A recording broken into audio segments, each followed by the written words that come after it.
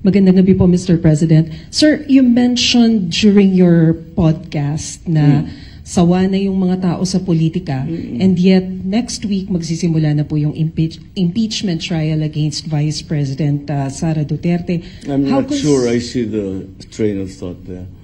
Sawa ang tao ng politika pero may impeachment. Yes, sir, because it's a political proceeding. So do you see this as a start of another political chaos? The legislators, the senators, and the House are going to decide. So they will have to decide between the two houses how they were going to conduct this. You remind, I was part of the Corona impeachment. We were making rules as we went along, and I think that's what will happen here too. So we'll see what happens. Sir, I understand malinaw naman po yung pahayag nyo that you have nothing to do with the impeachment trial.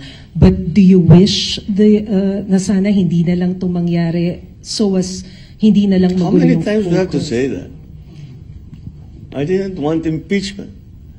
Lahat ng kakampi ko sa Kongreso hindi nag-file ng impeachment complaint. Yung mga nag-file ng impeachment complaint, hindi mo masasabing kaya kong utusan o pagsabihan na ito yung gagawin mo.